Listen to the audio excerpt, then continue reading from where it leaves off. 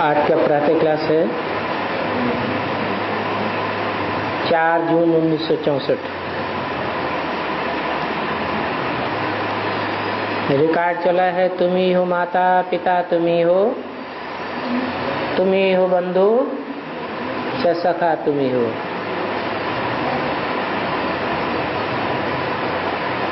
कुछ न कुछ तो कहना पड़ता है। ओम शांति व शिवाय नमः, परमात्माय नमः, ऐसे कहते हैं ना। यहाँ तो ओम शांति कहा जाता है। क्यों? यहाँ ऐसी क्या खास बात है? जो शिवाय नमः नहीं कहते हैं, परमात्माय नमः नहीं कहते हैं, ओम शांति कहते हैं।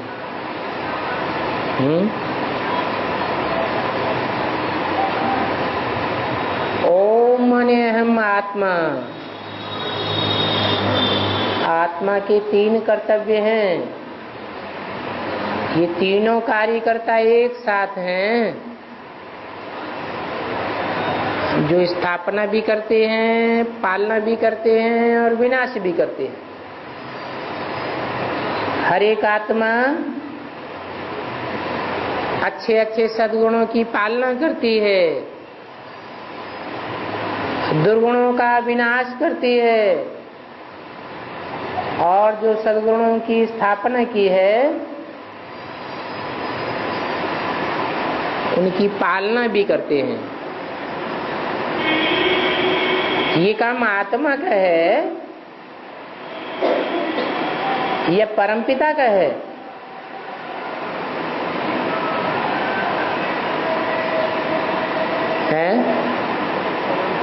या दोनों का है? दोनों का है। अंतर क्या है? अंतर ये है कि परमपिता शिव सदैव शांति की स्थिति में स्थित हैं और आत्माएं सदैव शांति की स्थिति में स्थित नहीं है। तो कहना पड़ता है ओम शांति। पड़ता है माने मजबूरी है या सहज सहज है? सहज सहज है। शांत रहना सहज है। घड़ी घड़ी शांति नहीं आती है। संकल्पों में, कर्मेंद्रियों में, वाचा में, दृष्टि में, वृत्ति में घड़ी घड़ी शांति नहीं आती है। तो सहज कहाँ हुआ?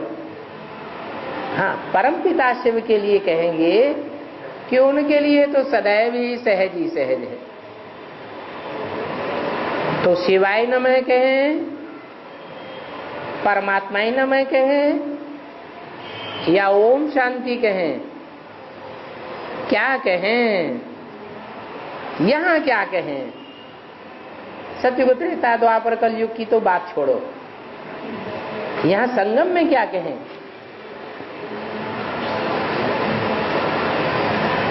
शिवाय नमः क्यों नहीं कहें?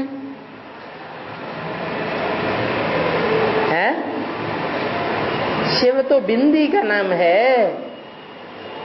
और नमन साकार को किया जाता है या बिंदी को किया जाता है?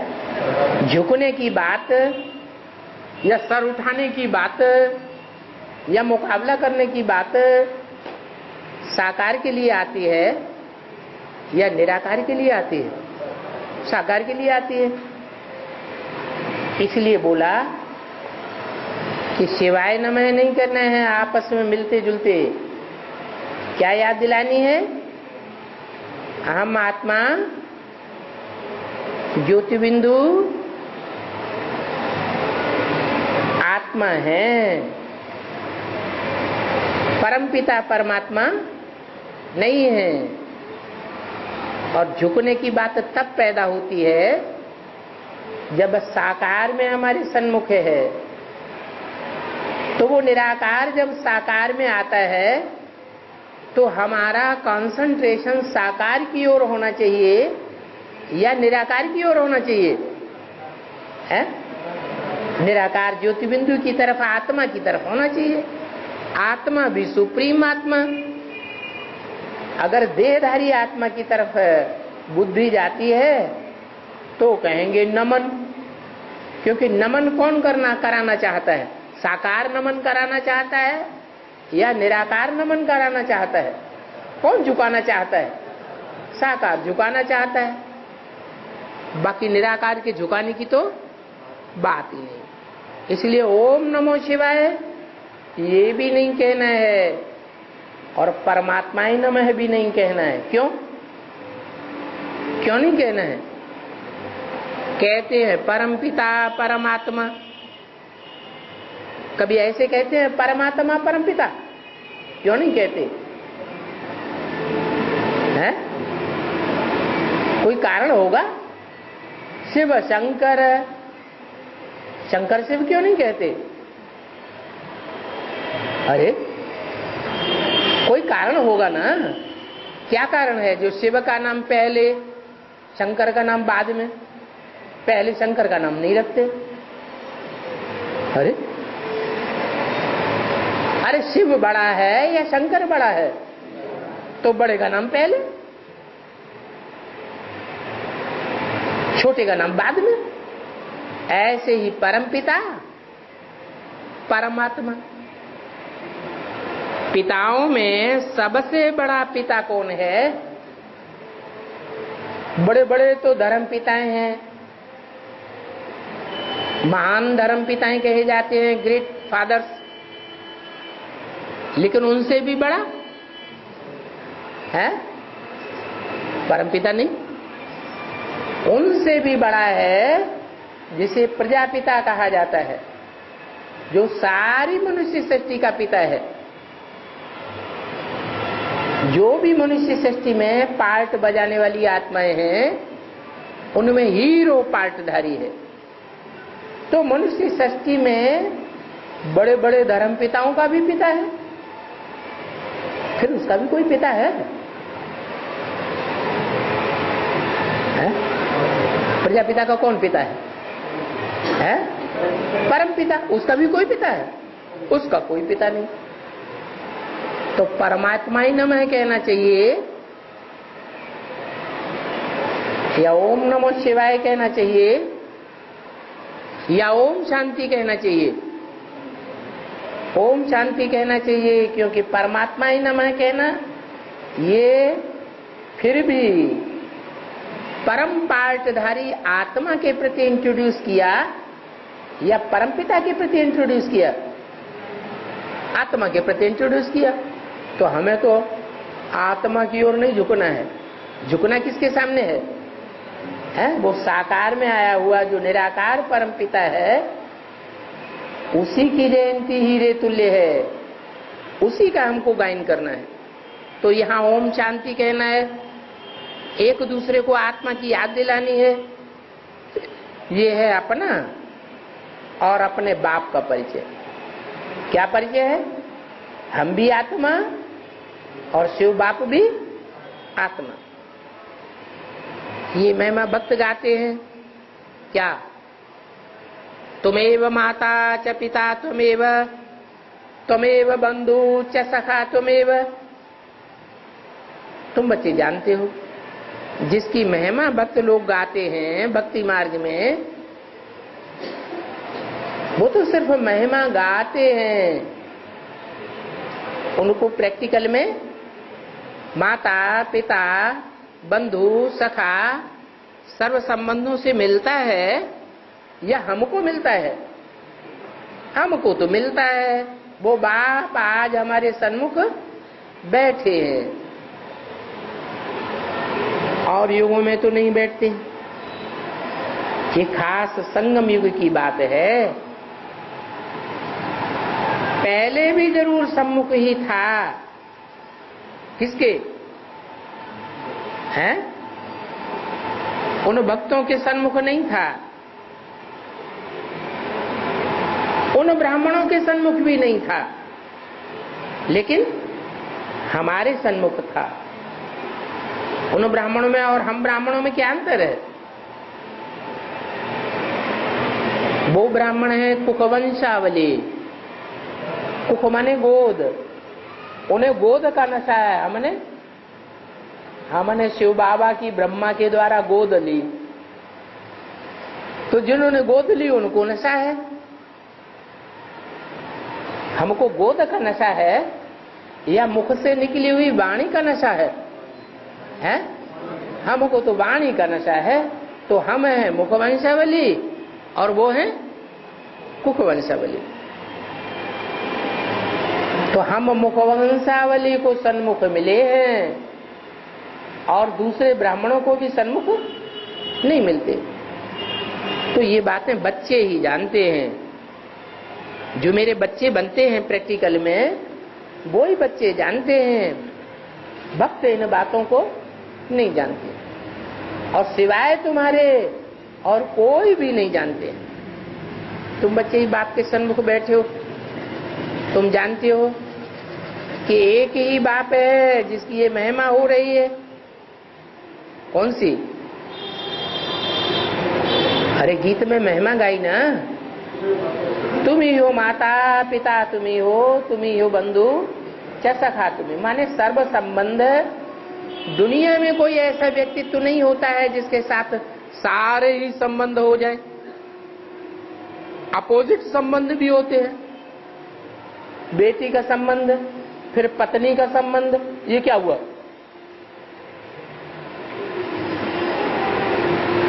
दुनिया में तो इसको बहुत खराब मानेंगे, लेकिन परमात्मा बाप के लिए एक इसमें कोई त्रुटि, कोई दोष नहीं है। क्यों दोष नहीं है? कि दुनिया वालों के सामने जो संबंध समझा जाता है वो संबंध रूहानी संबंध नहीं है। उनका कौन सा संबंध है? उनका जिस्मानी संबंध है। तो एक ही बाप की ये महिमा है। वो बाप तुम बच्चों को कितना सुख दे रहे हैं, जो फिर तुम कब दुखी नहीं होने वाले हो। चाहे कोई संबंध में तुम रहो, जिन्होंने बाप के साथ जिस संबंध का अनुभव ले लिया वो उस संबंध में कभी भूखे प्यासे नहीं रहेंगे। जिन्होंने कोई संबंध का अनुभव बाप के साथ नहीं ले पाया वो उस संबंध के लिए तड़पते रहेंगे। तो तुम बच्चों को तो बहुत सुख मिलता है, हर एक संबंध का सुख मिल जाता है। इतना सुख मिलता है जो फिर तुम कब दुखी नहीं होंगे। खास करके 21 जन्म तो बिल्कुल दुखी नहीं होंगे। ऐसे बाप के सन्मुख तुम बैठे हो, जानते हो ये हमारा बेहद का बाप है जो हमको स्वर्ग के सुख देने के लिए सेवा कर रहे हैं। बाप हमेशा बच्चों को रख कर, रच कर, उन्हों की फिर सेवा कर, फिर लायक बनाते हैं। बच्चों की कितनी मेहनत से पालना करते हैं। रात दिन ये चिंतन रहता है कि बच्चों की सेवा करके बच्चों को लायक बनावें। सेवा करने में ऐसे तल्लीन हो जाते हैं जैसे कि बच्चों के गुलाम बन जाते हैं।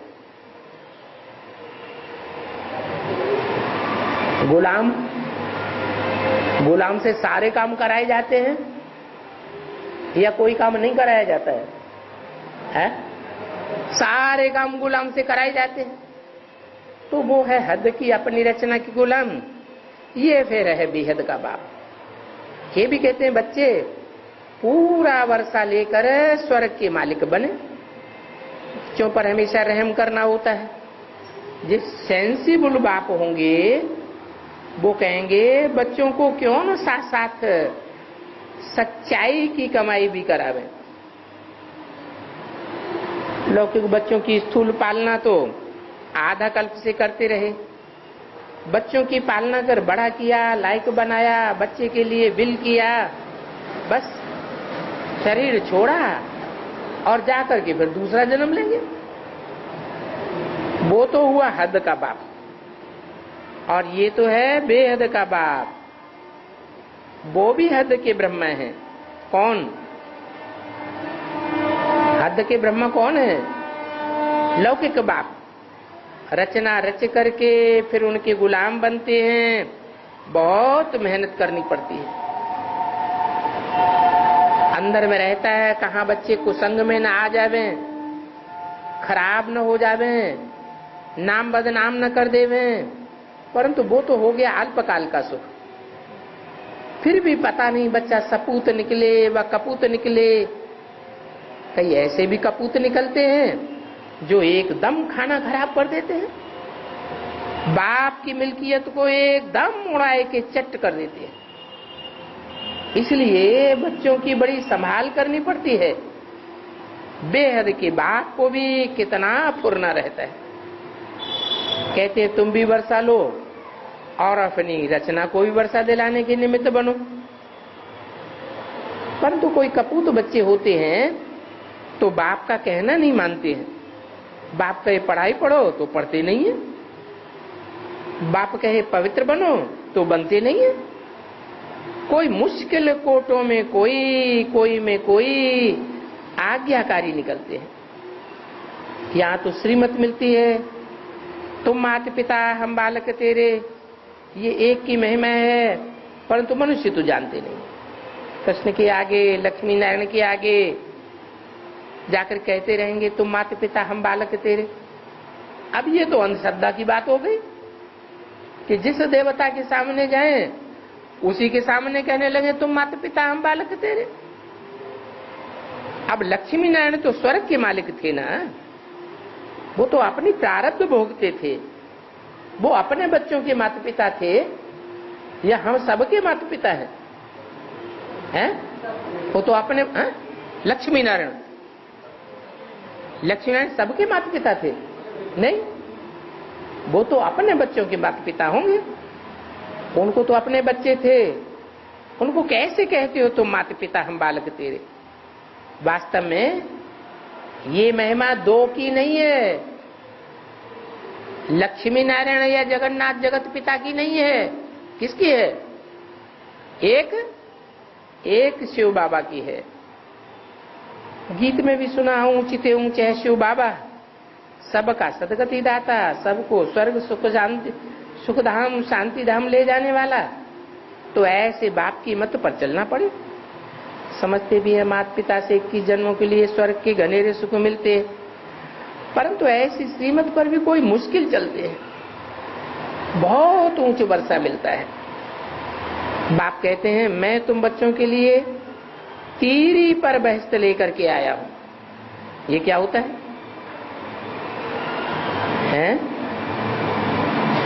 ये तीरी माने हथेली, हथेली पर स्वर्ग लेकर आया हूं। इसका क्या मतलब हुआ? हथेली पे न लेके आए, सर के ऊपर लेके आ जाए तो? अरे कंधे पर धर के आ जाए तो? नहीं। तीरी माने हथेली, हथेली हाथ को कहा जाता है। हाथ से कोई चीज कैच की जाती है। जैसे हाथ से कोई चीज कैच की जाती है, ऐसे बुद्धि से भी बात कैच की जाती है। तो बुद्धि का मिसाल तीरी के लिए दिया जाता है।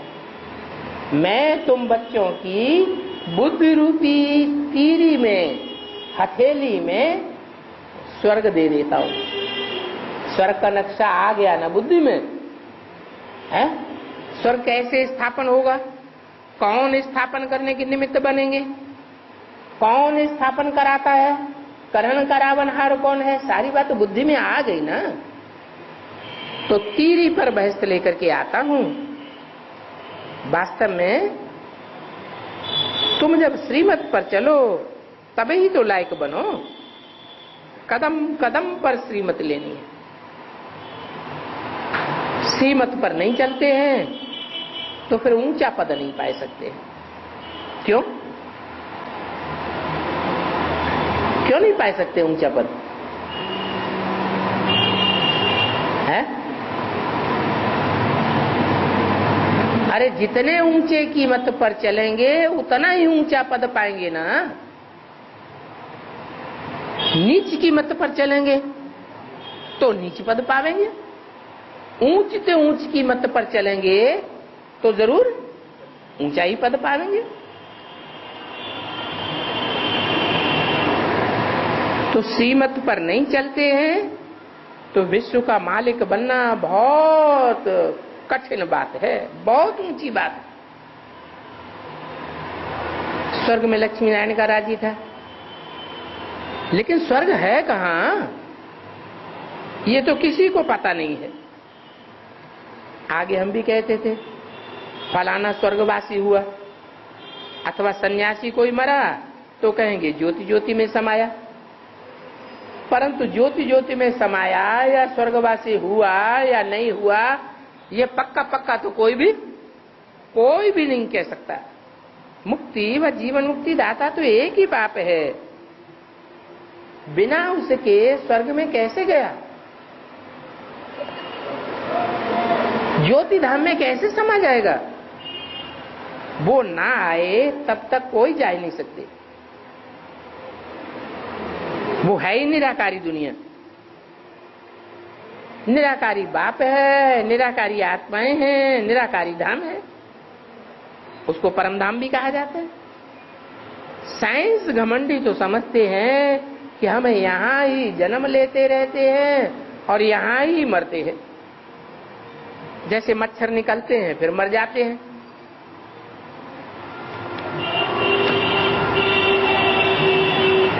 सृष्टि के चक्कर का उनको कुछ भी पता नहीं है। 4/6/64 की वाणी का दूसरा पेज। इस सर्वव्यापी के ज्ञान से कुछ भी समझ नहीं सके हैं। अभी बाप तुमको मिला है, कहते हैं बच्चे वापस चलना है। अब मैं कल पहले मुआफिक आया हूं सबको ले जाने के लिए। क्यों ले जाने के लिए आया हूं?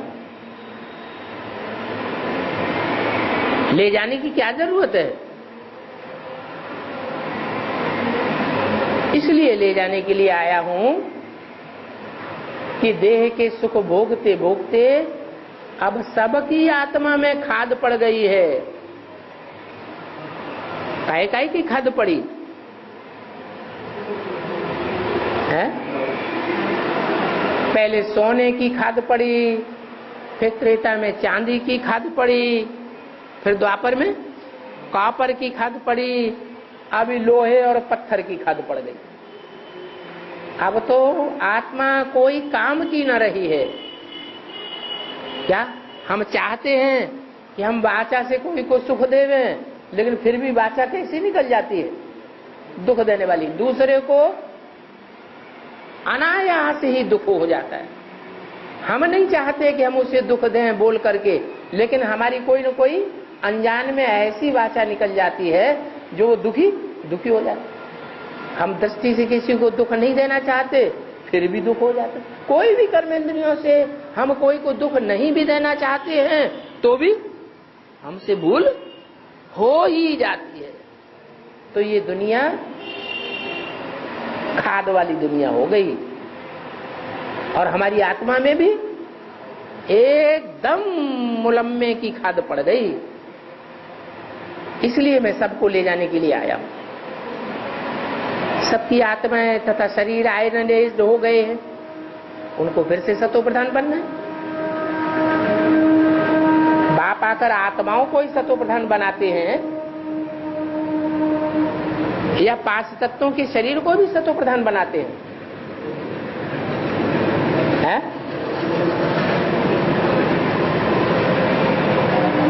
मुरली में तो बोला है, मैं तुम्हारी आत्मा और शरीर रूपी नैया दोनों का खिवैया एक ही बाप हूं, और कोई नहीं पार लगा सकता। न इस शरीर को उस किनारे ले जाएगा सतयुग में, स्वर्ग में, और न इस आत्मा को कोई ले जाएगा। एक ही बाप है, तो उनको ही फिर सतो प्रधान बनाना है। तुम बच्चों की आत्मा पहले सतो प्रधान थी, उसको कहा जाता गोल्डन एज वर्ड। पवित्र आत्मा थी तो पवित्र शरीर था, जैसा सोना वैसा जेवर। वो सच्चा जेवर अब कहां चला गया? कहां चला गया? है? वो सच्चा जेवर है, वो कहाँ चला गया? अरे अभी दुनिया में कहीं ढूंढने जाओ तो किसी के घर में प्योर सोना मिलता है? मिलता है? मिलता नहीं। क्यों नहीं मिलता है? क्योंकि उसमें खाद पड़ गई। 9 कैरेट का सोना मिलेगा, 12 कैरेट का मिलेगा, 15 कैरेट का मिलेगा, 22 कैरेट का सोना होता ही नहीं। अगर होगा तो वो मोल्ड ही नहीं होगा। क्या? सोने को मोड़ने के लिए उसमें कुछ न कुछ खाद पड़ती है। अगर खाद न डाली जाए, ये देह अभिमानी की खाद है, ये अगर खाद न पड़े तो आत्माओं को सुख ही नहीं मिलता है। क्या? सुख कैसे मिलता है? जब देह धारण करें तब सुख मिलता है। सतयुग में भी राधा की दृष्टि कृष्ण में डूबती थी, कृष्ण की दृष्टि राधा में डूबती थी, तो आंख से ही सुख लेते थे। ये आंख से जो सुख लेते थे, ये आंख देह का अंग नहीं है, देह का अंग है, तो देह से ही सुख भोगा जाता है। जहां भगवान बाप नहीं होते हैं वहां देह से ही सुख भोगते हैं, और जहां भगवान बाप होता है संगम में, वो क्या सिखाता है? वो ही आकर के सिखाते हैं इससे देह के संबंधियों, देह की दुनिया, देह के पदार्थों को बिल्कुल भूल जाओ, तो मैं तुमको कौन सा सुख दूंगा? है? अतीन्द्रिय सुख दूंगा। ऐसा सुख दूंगा जो इंद्रियों से परे का सुख होगा। क्या? इंद्रियों से परे। इंद्रियों की दरकार ही आंखों की भी दरकार है। लक्ष्मी नारायण है, खड़े हैं, चित्र में ध्यान से देखो, है? और राधा कृष्ण को ध्यान से देखो, क्या अंतर है? राधा कृष्ण एक दूसरे को देख रहे हैं, दृष्टि का सुख ले रहे हैं, और लक्ष्मी नारायण एक दूसरे को देख भी नहीं रहे। देह का कोई भी कनेक्शन एक दूसरे के साथ नहीं है, फिर भी सुख ले रहे हैं या नहीं ले रहे हैं? सुखी हैं या दुखी हैं? कौन सा सुख ले रहे हैं? इंद्रियों से परे का सुख ले रहे हैं, वो है वाइब्रेशन का सुख। जैसे पपीता मिसाल है, पपीता का एक वृक्ष यहां खड़ा है, एक दूसरा वृक्ष मादा यहां है, तो जो नर है वो 2 किलोमीटर दूर, 2 किलोमीटर के दायरे में कहीं भी नर वृक्ष नहीं है। 2 किलोमीटर दूर एक है, तो भी वहां से अपना पराग खींच लेता है। ये वाइब्रेशन की ताकत है या दैहिक खिंचाव है? ये वाइब्रेशन की ताकत। ऐसे ही संगम युग में लक्ष्मी चाहे कहीं भी दूर रहे और नारायण कहीं भी दूर रहे, जब संपन्न स्टेज हो जाएगी तो दूर होते हुए भी एक दूसरे को सुख का लेन देन करते रहेंगे, लेकिन देह की दरकार नहीं। तो देह की दुनिया से परे, इस खाद की दुनिया से परे कौन ले जाता है? ये रास्ता कौन बताता है? एक ही शिव बाबा बताता है, बाकी दुनिया में कोई ये रास्ता बता ही नहीं सकता। देवताएं भी नहीं बता सकते। सतयुग के देवताएं राधा कृष्ण जैसे 16 कला संपूर्ण लक्ष्मी नारायण वो भी नहीं बता सकते, तो दूसरा कौन बताएगा? तो बताया कि जैसा जेवर होता है इसे समझ लेना चाहिए कि सोना भी वैसा ही होगा। अगर जेवर में खाद पड़ी हुई है तो क्या समझ लेना चाहिए? जरूर सोने में भी खाद पड़ी हुई होगी। 2 कैरेट भी नहीं, 1% भी सच्चा सोना नहीं रहा है, खाद पड़ गई है। अभी बाप कहते हैं सिर्फ मुझे याद करो, तो तुम सच्चे सोने के बनते जावेंगे। आत्मा उड़ने लग पड़ेगी। अभी तुम्हारे पर टूटे हुए हैं, तो क्या करें? ज्ञान योग के पंख धारण करने के लिए एक ही बाप को याद करो।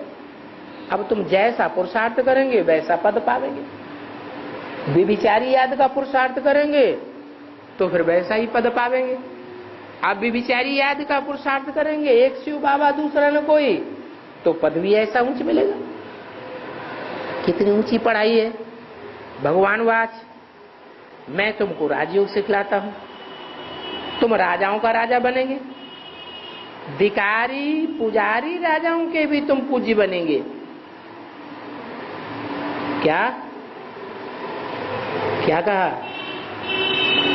ऐसे नहीं कि तुम राजाओं के राजा 31 जन्म में ही बनेंगे, लेकिन द्वापर युग से जो भिखारी राजाएं होते हैं, पुजारी राजाएं होते हैं, उनके भी तुम पूज्य बनेंगे, वो भी तुम्हारी पूजा करेंगे। गाया भी जाता है, आप ही पूज्य आप ही पुजारी। तुम जानते हो हमसे पूज्य देवी देवता थे, फिर हमसे चंद्रवंशी पूज्य बने, हमसे पूज्य अब फिर पुजारी बने, फिर बाप आकर पुजारी से पूज्य बनाए रहे हैं। अभी भक्ति मुर्दाबाद होती है। क्या क्या मुर्दाबाद होती है? भक्ति। भक्ति माने क्या? भागते रहना। बुद्धि कहीं एक जगह टिकती ही नहीं है। जिनकी बुद्धि एक जगह टिक गई, कोई दूसरे में आस्था नहीं रही, कोई दूसरों में निश्चय नहीं रहा, एक बाप में अटल निश्चय हो गया, तो भक्ति से बाहर आ गए या भक्ति में? भक्ति से बाहर आ गए। तो भक्ति मुर्दाबाद, ज्ञान जिंदाबाद होता है। ब्रह्मा की रात अब मुर्दाबाद होती है। क्या ब्रह्मा की रात मुर्दाबाद होती है? ब्रह्मा की रात मुर्दाबाद कब होती है? ब्रह्मा जिंदाबाद रहे तो रात मुर्दाबाद होगी? क्यों नहीं होगी? अरे ब्रह्मा जब तक जिंदा रहे तब तक अज्ञान की रात जिंदा रही या खत्म हो गई? है? जिंदा रही। ब्रह्मा ने बाप को पहचाना है? नहीं पहचाना, तो अज्ञान में थे या ज्ञान में थे? हैं? तो पहले तो ब्रह्मा मुर्दा हो। ब्रह्मा मुर्दा बने तब अज्ञान जिंदाबाद हो। अरे चंद्रमा जो है वो अंधेरे में रहने वाला है या उजाले में रहने वाला है? चंद्रमा तो अंधेरे में होता है। और सूर्य तो सदैव उजाले में, और सूर्यवंश से बच्चे भी सदैव उजाले में। तो ब्रह्मा की रात मुर्दाबाद, ब्रह्मा का दिन अब जिंदाबाद होता है। अगर ब्रह्मा मुर्दाबाद हो गया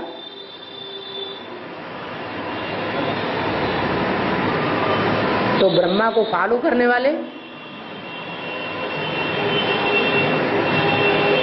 ब्रह्मा को फॉलो करने वाले मुर्दाबाद होंगे या जिंदाबाद होंगे? हैं? जिंदाबाद होंगे। ब्रह्मा अगर मुर्दाबाद हो गया तो ब्रह्मा को फॉलो करने वाले मुर्दाबाद होंगे या जिंदाबाद होंगे? हैं? क्यों क्यों मुर्दाबाद होंगे? हैं? हाँ, ब्रह्मा मुर्दाबाद हो गया तो उन्हें समझना चाहिए कि हम जिसको याद करते हैं, जिसकी गोद में हम पले हैं, जो गोद हमको बार बार याद आती है, जब वो ही मुर्दाबाद हो गया तो उसको अगर हमने फॉलो किया तो हम भी नीचे गिरेंगे या ऊपर उठेंगे? नीचे गिरेंगे। मुरली में तो बोला है ब्रह्मा का फोटो भी नहीं रखना है। अब तुम्हारा ब्रह्मा का दिन होता है। ब्रह्मा का दिन कैसे होगा? ब्रह्मा तो मुर्दाबाद हो गया। वही ब्रह्मा कोई में प्रवेश करता है, जिसमें प्रवेश करता है भक्ति मार्ग में, उसका कौन सा चित्र पूजा जाता है? जगदम्बा का। जगदम्बा का चित्र तो पूजा जाता है, लेकिन जगदम्बा भगवान के रूप में तो नहीं पूजी जाती। जगदम्बा भगवती के रूप में पूजी जाती है या भगवान के रूप में पूजी जाती है? भगवती के रूप में पूजी जाती है। और फिर देवियों की जो पूजा है वो द्वापर से शुरू होती है या कलयुग में शुरू होती है?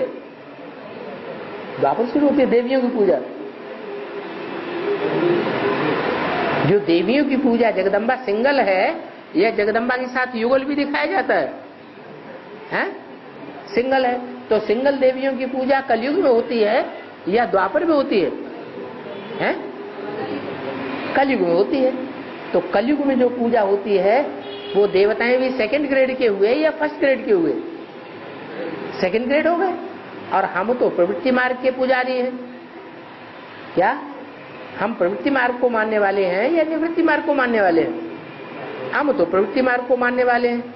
तो जो ब्रह्मा का दिन है उसका मतलब ये है वो ज्ञान चंद्रमा ब्रह्मा जरूर त्रिनेत्री में प्रवेश करता है, तब उसका दिन होता है। जब तक तीसरे नेत्र जिसे शिव नेत्र कहा जाता है, शिव है ज्ञान सूर्य, उस ज्ञान सूर्य के कनेक्शन में जब तक ना आए तब तक ब्रह्मा भी रोशनी में नहीं आ सकता।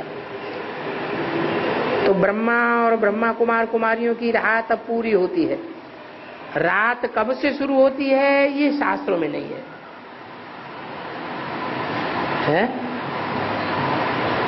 शास्त्रों में ये बात है कि ब्रह्मा की रात कब से शुरू होती है? उनको तो पता ही नहीं। ब्रह्मा का दिन है सतयुग त्रेता, द्वापर कलयुग की आदि से रात्रि शुरू होती है। ये सब बातें तो बच्चों की बुद्धि में आई है। हम 84 जन्म पूरे करके आए, अब फिर से राजभाग होंगे। सतयुग में ये ज्ञान नहीं रहेगा, वहां होगी प्रारब्ध बल। वहां भी तुम बाप से वर्षा लेते हो क्या? लेकिन लौकिक बाप से वर्षा लेते हो या पारलौकिक बाप से वर्षा लेते हो? वहां एक जन्म की प्रारब्ध लेते हैं लौकिक बाप से, और यहाँ हम 21 जन्मों की प्रारब्ध बाप से लेकर जो पारलौकिक बाप से लेकर जा रहे हैं। तो इस समय की प्रारब्ध वहां तुमको मिलती है जो 21 जन्म चलती है। भारत पर ही सारा खेल बना हुआ है। सतयुग में जो दैवी राज्य था वो अब आसुरी राज्य है। प्रजा का प्रजा पर राज्य था है। शास्त्रों में तो क्या क्या बैठ लिखा है। जुआ खेला, राजभाग हराया। अब कौरवों पांडवों के पास राज है कहाँ जो हराया? ऐसी गंदी गंदी बातें लिख दी हैं। दिखाते हैं द्रौपदी को 5 पति थे। अरे हिंदू नारी का एक पति होता है, 5 कैसे होंगे? बताओ 5 कैसे होंगे? पति माने क्या? पाति। पाति माने रक्षा करना, उससे बना है पति, अर्थात रक्षा करने वाला। तो बाप कहते हैं तुम सब क्या हो? द्रौपदियां हो। द्रौपदियां हो का मतलब क्या हुआ? इस कलयुगी दुनिया में सब द्रौपदियों के चीरहरण किए जाते हैं। क्यों चीरहरण करते हैं? जो चीरहरण करने वाले हैं दुर्योधन दुशासन, वो ज्ञानी है या अज्ञानी है? अज्ञानी है। अगर ज्ञानी होते तो चीरहरण करने की दरकार होती या समझाने बुझाने? ज्ञान समझने की चीज है या जोर जबरदस्ती करने की चीज है? काहे की चीज है? ज्ञान जो है वो समझ को कहा जाता है। बात को समझना, और जो बात हमने समझी है वो बात जिन्होंने नहीं समझी है उनको समझाना। दुर्योधन दुशासन में इतना ज्ञान होता ही नहीं है जो दूसरों को अपने ज्ञान की बात समझा सके। तो पुरुष लोग 2-4 स्त्रियां रखते हैं, जैसे कृष्ण के लिए लिख दिया 16,108 रानियां थी। अब एक तरफ लिखते हैं कृष्ण भगवान वाच, कृष्ण भगवान था।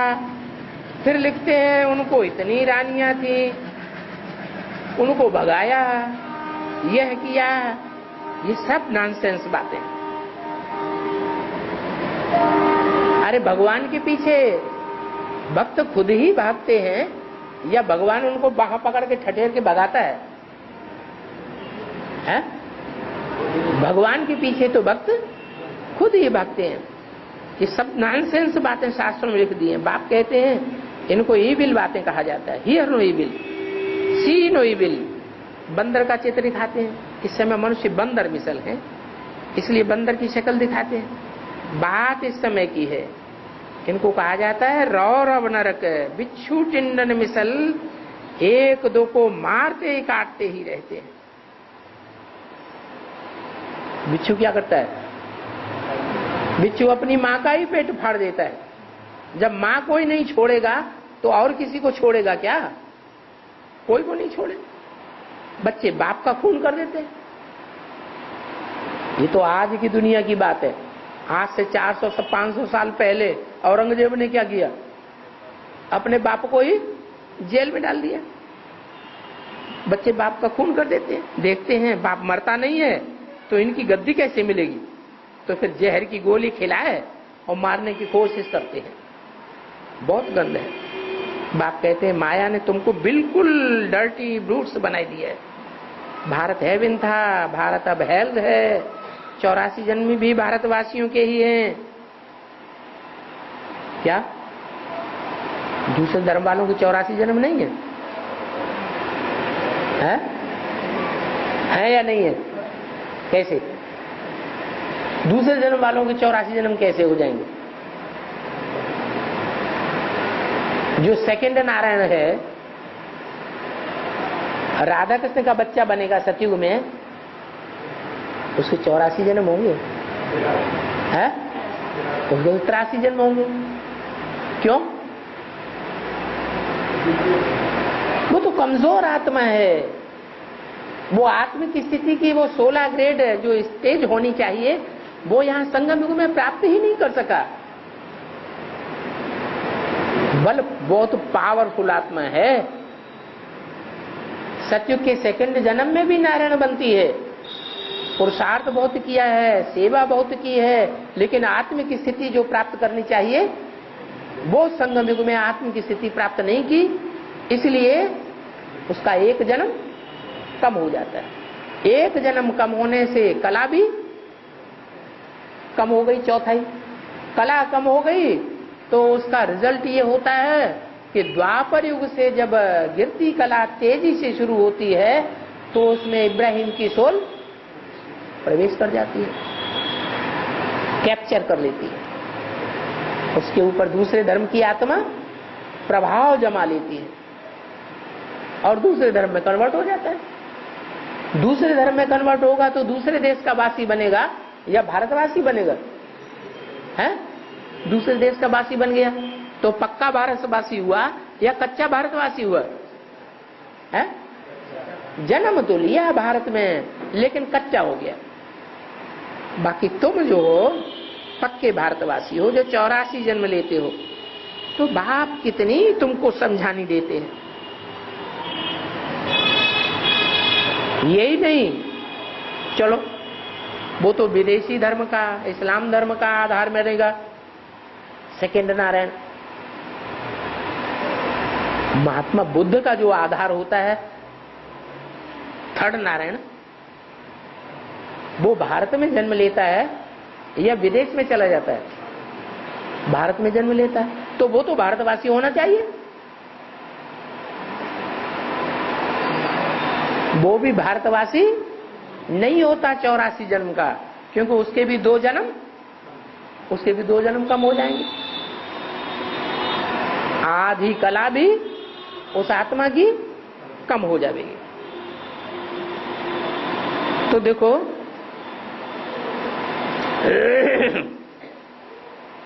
भारत हेवन था, अभी हेल है। कहते हैं I am most obedient father servant, teacher servant, सदगुरु सर्वेंट। अब बाप कितनी अच्छी समझानी देते हैं। मैं आया हुआ हूं, पंडे लोग यात्रियों के सर्वेंट होते हैं रास्ता बताने के लिए। अभी मैं तुम बच्चों को स्वर्ग में ले चलने के लिए गाइड बना हूं, इस पुरानी दुनिया से लिबरेट करता हूं। हिस्ट्री जरूर रिपीट होगी, ग्रंथ में भी है, होसी भी सत्य है, सी भी सत्य, एक ओंकार, सदगुरु अकाल, ये नाम है ना, तो उनकी महिमा है। वो कौन है? एक जो है भी सत्य, था भी सत्य और होगा भी सत्य। कौन है वो? जो सदैव ही सत्य है, हैं? वो तो नारायण के लिए, विष्णु के लिए कह देते हैं। क्या कह देते हैं भक्त लोग? नारायण के लिए कह देते हैं क्या? सच्चित आनंद है, सच्चिदानंद। लेकिन क्या नारायण वाली आत्मा सदैव सत्य रहती है? कभी झूठ नहीं होती? झूठ खंड में झूठ होती है या नहीं होती है? पतित दुनिया में पतित बनती है या नहीं बनती है? बनती है। तो उनके लिए तो नहीं कहना चाहिए सच्चिदानंद। कौन हुआ? जो सदैव सत्य में टिका रहता है वो तो एक ही है, शिव बाबा। अभी मैं आया हूं। उनको अयोनी कहते हैं, फिर कहते हैं सर्वव्यापी है। अरे जिनको तुम सर्वव्यापी कहते हो वो योनि से जन्म नहीं लेते हैं, उनका जन्म ही योनि से होता है, तो अयोनी कैसे कह दिया? भगवान को जब तुम अयोनी कहते हो तो वो तो जन्म लेता ही नहीं है गर्भ से। कुत्ते बिल्ले में परमात्मा है, कैसी कैसी बातें करते हैं। तेरे में है, मेरे में है, जिधर देखता हूं तू ही तू है। यहाँ तो हम आए ही हैं मौज करने के लिए, खाना पीना ऐश करना, बस ऐसे बहुत हैं जो ऐसी बातें सिखाते रहते हैं। इसलिए बाप कहते हैं गुरु जिनके अंधले चेले सत्यानाश। बाप कहते हैं ये कलयुगी गुरु तुमको डुबोने वाले हैं। सर्वव्यापी का ज्ञान देना माने डुबोना। बाप कितना आकर के समझाते हैं। कोई तो झट निश्चय कर लेते हैं कि हम बाप से ही बेहद का वर्षा लेते हैं। इन जैसा स्वीट फादर कभी मिल ही नहीं सकता। स्वर्ग की स्थापना करने वाला बाप है। जब बाप मिले तभी हम स्वर्ग के मालिक बने। ऐसे बाप को तो झट अपना बना लेना चाहिए।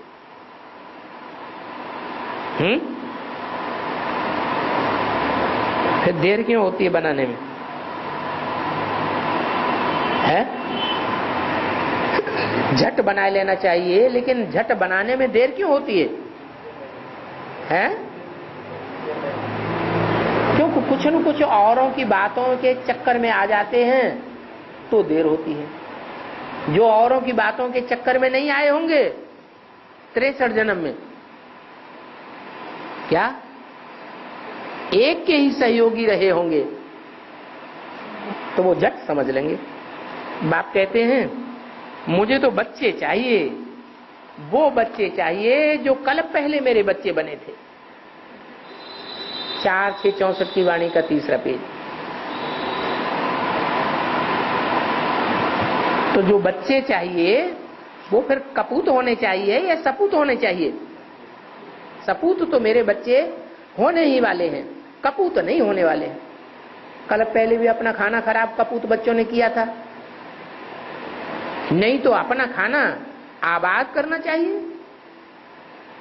खाना खराब न बच्चों को करना चाहिए न स्त्री को करना चाहिए। क्रिएटर के ऊपर रिस्पॉन्सिबिलिटी होती है बच्चों को भी स्वर्ग का मालिक बनावे। पहले तो अपने पर रहम करें, ऐसे नहीं बाबा कृपा करेंगे तब हमारे ऊपर रहम हो जाएगा, सब लक्ष्मी नारायण बन जावे। ऐसे तो हो नहीं सकता। ये बड़ा भारी इम्तिहान है। क्या इस भारी इम्तिहान में स्कॉलरशिप लेने वाले सिर्फ 8 ही निकलते हैं, फिर हैं फर्स्ट क्लास 108। लॉटरी होती है ना। बाप कहते हैं देह से देह के जो भी संबंध हैं सबको भूल जाओ, अपन को नंगा समझो, मुझे याद करो, देह अभिमान छोड़ो, अपन को आत्मा निश्चय करो। ऐसे नहीं कि तुम परमात्मा हो। वो फिर आत्मा से परमात्मा कह देते हैं। आत्मा जाकर परमात्मा में लीन होगी। आत्मा जाकर परमात्मा में लीन हो जाए तो भी उनको परमात्मा नहीं कहेंगे।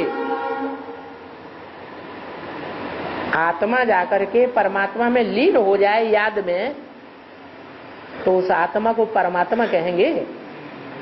हैं? कहेंगे? कोई आत्मा परमात्मा में सदैव के लिए लीन हो जाती है? एक ही आत्मा है जो याद में अपने को शिव के याद में लीन कर देती है, इसलिए उसका नाम शिव के साथ जोड़ा जाता है। शंकर का नाम शिव के साथ जोड़ा जाता है। तो एक ही आत्मा का ये टाइटल है परमात्मा। सब आत्माएं कैसे ये टाइटल ले सकती हैं? आत्मा सो परमात्मा। लीन होने का मतलब क्या है?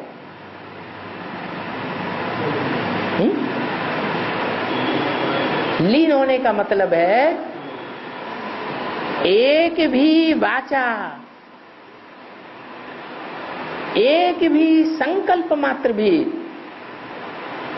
सुप्रीम सोल वाणी के बरखिलाफ न जाए। एक भी कर्म अगर सुप्रीम सोल की वाणी के बरखिलाफ जाता है तो इससे साबित होता है कि आत्मा परमात्मा में लीन नहीं हुई।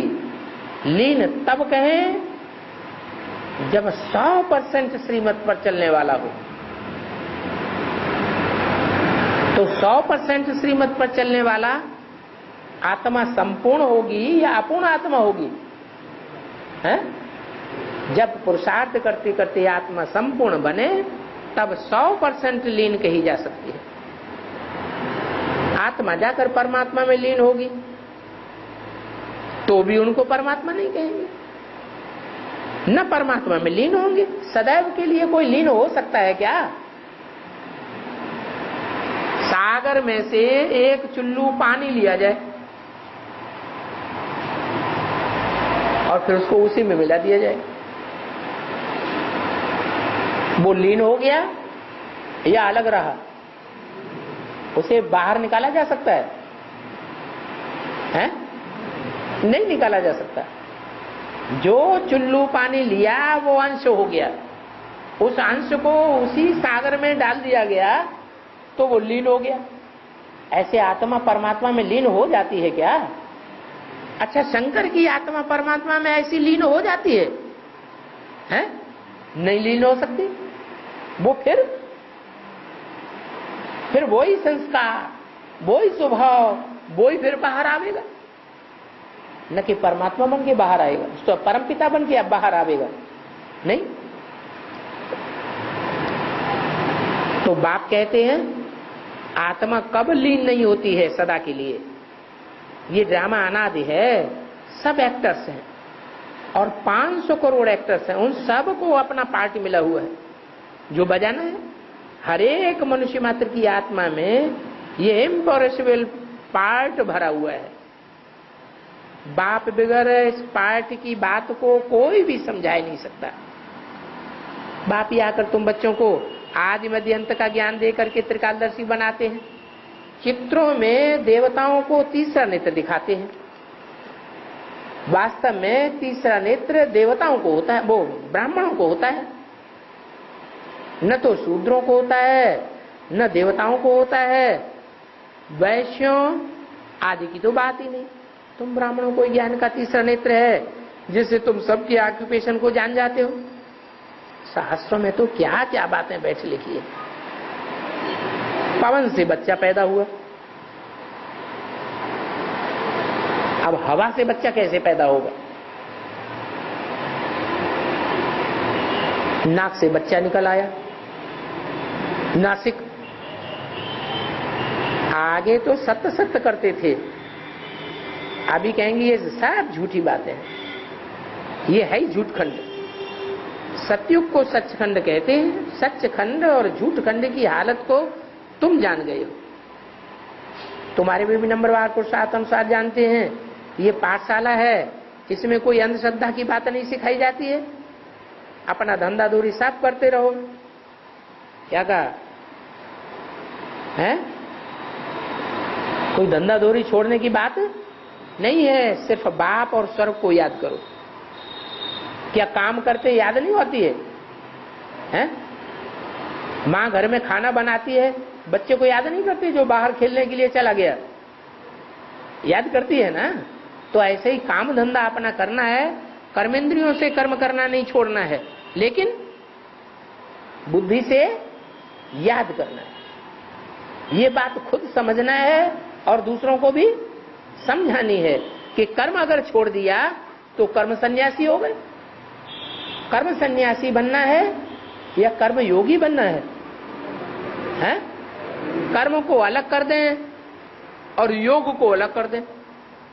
जैसे ब्रह्मा कुमारियां 8-8 घंटे बैठ जाती हैं तो उनका योग अलग हो गया, और कर्म अगर ऐसे ही एडवांस वाले भी करने लगे, कर्मेंद्रियों से कर्म अलग, वो टाइम अलग, फिर याद करने का टाइम अलग, ये तो कर्मयोगी नहीं हुआ। कर्मयोगी का मतलब भी है कर्मेंद्रियां कर्म भी करें और फिर बाप को बुद्धि से हमें याद भी करना है। जब हम बुद्धि से याद करने में परफेक्ट हो जाएंगे तो कर्मेंद्रियों से किए हुए कर्म का कोई भी पाप या पुण्य हमको नहीं लगेगा। ये राज भरा हुआ है इस युग में।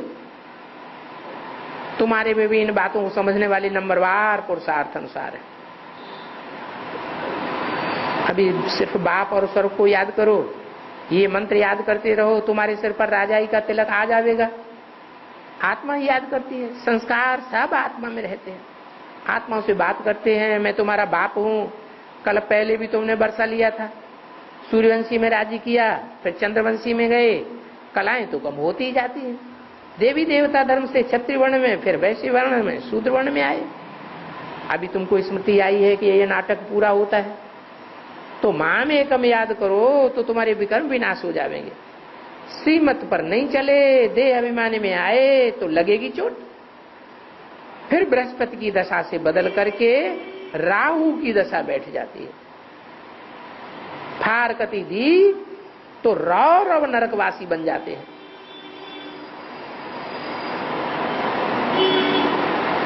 क्या मतलब हुआ है?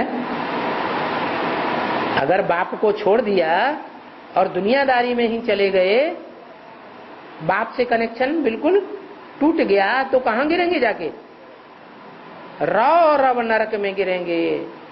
जैसे नाली होती है ना, तो नाली में कीड़े रौरियाते रहते हैं ऐसे ऐसे ऐसे, और एक दूसरे को काटते रहते हैं। ऐसी दुनिया में जाकर के गिरेंगे। बाप कहते हैं बच्चे ऊंच पद पाना है तो अभी रेस करो पुरुषार्थ की, अभी ऊंच पद पावेंगे, तुम्हारा कल्प कल्प का बन जाएगा। और तो कोई तकलीफ नहीं देता हूं, सिर्फ एक जन्म के लिए पवित्रता की प्रतिज्ञा करो तो 21 जन्म के लिए तुम स्वर्ग के मालिक बन जाएंगे। अब भूत को याद मत करो, इस पुरानी दुनिया को भूल जाओ।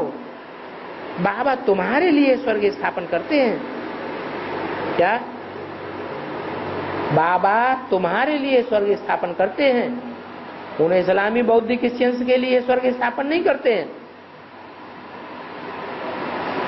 नरक से दिल हटा दो, शिव बाबा को याद करो तो शिव बाबा स्वर्ग का मालिक बना देंगे। शिव बाबा शिवालय स्थापन कर रहे हैं। स्वर्ग माना है शिवालय, जहां चैतन्य देवी देवताएं राज्य करते हैं। तो क्या शिवालय के मालिक बनना नहीं चाहते हो? बनना चाहते हो तो फॉलो मदर फादर।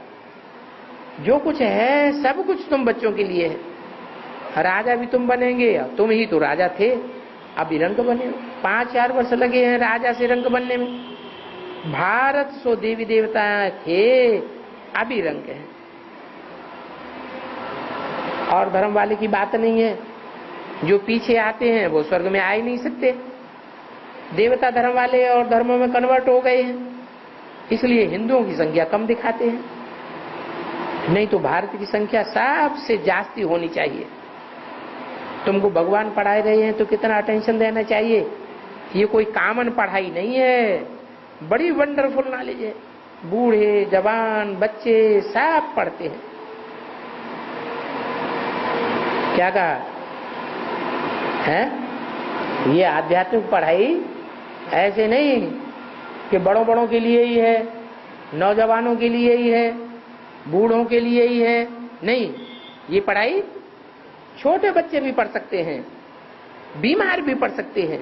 बाप और वर्षों को याद किया तो माया, बाप और वर्षों को याद न किया तो माया थप्पड़ जरूर मारेगी। पढ़ाई पर अटेंशन दो। इन्हों को तो ब्लड से लिखना चाहिए। मैं रात दिन बाबा को याद करूंगा, शिव बाबा का साथ पूरा दूंगा, हाथ पूरा पकड़ूंगा, बाबा जो कहेंगे सो ही करूंगा। बाप कहते हैं पहले तो बच्चों को आज की पालना करो, जो आज में पालना दी थी वो ही पालना करो। प्रेशर नहीं डालना चाहिए बच्चों के ऊपर। फिर जो बचे पहले बच्चों की पालना करो, फिर जो बचे उसमें से दो मुट्ठी दान में दो। तुमको इतना मिलेगा जितना साहूकार लाख देने से बनेगा। प्रत्यक्ष फल मिल जाता है। अच्छा, बाप दादा मीठे मीठे सिखिंदे बच्चों को याद प्यार गुड मॉर्निंग।